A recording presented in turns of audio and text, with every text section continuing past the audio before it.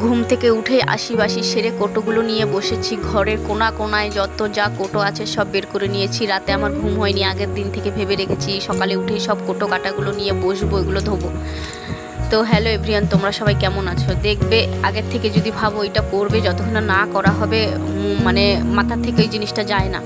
তো ঘর বাড়ি সব পরিষ্কার করা হয়ে গেছে, ঝাড়া ফাড়া সব হয়ে গেছে। এখন এই কোটোগুলো নিয়ে বসবো। কোটোগুলো মোছা হয় মাসকাবারি যখন বাজার আনে তখন মুছে রাখি, কিন্তু পুরো ডিপ ক্লিন করি না। এখন আজকে পুরো ডিপ ক্লিন করে তারপরে মুদিখানা বাজার ভরে রাখবো। মুদিখানা বাজার আমাদের প্রথমের দিকে আনে মাসের, তাই যখন পুজো যখন চলেই এসছে একবারে পরিষ্কার করে তারপরে সব কিছু ভরবো। রবিবার সব এনে দিয়ে গেছে বর, সোমবার সকালে উঠে সব ভরছি। তো এইগুলো সব ভরে নিচ্ছি।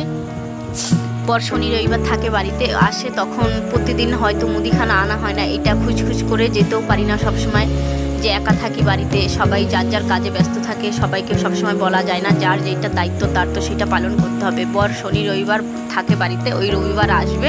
এগুলো আগের দিন সব ধুয়ে রেখেছি, আসবে সব বাজারগুলো আনবে, তারপরে সব ভরে রাখবো।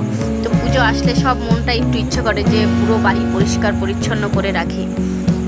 নিজের হাতেই সব করতে হয় যেহেতু, তাই দেরি করে লাভ নেই। টুকটুক করে আস্তে আস্তে সব একটা একটা করে নিচ্ছি আমি। যতই যা করো, যতই যা করো, তাও নাম পাবে না শ্বশুরবাড়ির দুর্নাম ছাড়া।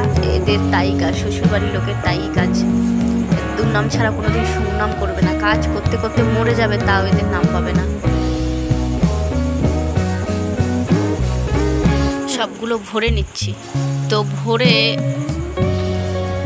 আমাদের একটা মিট কেস আছে, মিট কেসে মিট কেসে রাখি ওই তেল, যেগুলো মুদিখানা বাজারগুলো এমনি বেশি বেশি আনা থাকে সেটা মিট কেসে ভরে রাখি। আরগুলো ওই ঘরে নিয়ে যাই, রেগুলারই যেগুলো মশলাগুলো থাকে ওইগুলো ওই ঘরে নিয়ে রেখে দিই গুছিয়ে। তো ফ্রিজেও কিছু রাখি যেগুলো পোকা লেগে যায়, যেমন বেসন, আটা, তারপরে ওই ডাল, অনেক ধরনের ডাল, এগুলো সব ফ্রিজে ভরে রাখি। আর এইগুলো মুদিখানা বাজারগুলো সব মিট কেসে ভরে রাখি। অনেকে দেখি কোটো বছরও একবার ধয় না, উপর দিয়ে মনে হয় তেলের নোংরা পড়ে পুর পড়ে যায় কালো, তাও ধয় না। আমারই কিছু রিলেটিভের বাড়িতে গিয়ে যাই তো, বোতল ফোতল ঢাকনা ফাকনা দিলে আমার ঘৃণাই লাগে জল খেতে, কিন্তু কি করব, আত্মীয়র বাড়ি যাই, খেতে তো হবেই। যতই মনে মনে ঘৃণা করি যাই করি, কোটোগুলো মশলার কোটোগুলো দেখলেও ঘৃণা করে। আবার বাড়ি এসে কত ছাপা দেখায়, পরিষ্কার দেখায়, ওই পরিষ্কার দেখায়। তো আমি সব কিছু, আমি কোনো কিছু নোংরা হতে দিই না, আমি পরিষ্কার করেই সব কিছু রাখি সবসময়। আমার নোংরাও পছন্দ হয় না, আমি নোংরা থাকতেও পছন্দ করি না। ভাঙাচোরা ঘর হলে হবে কি, সব গুছিয়ে পরিষ্কার পরিচ্ছন্ন করে রাখতে ভালোবাসি আমি। কেউ তাতে আমাকে নাম করুক না করুক, আমার নিজে যেটা ভালো লাগবে আমি সেইটা করব।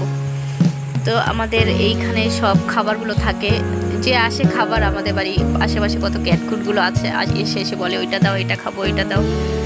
তো অনেক সময় আমার মেয়ে বের করে দেয়নি।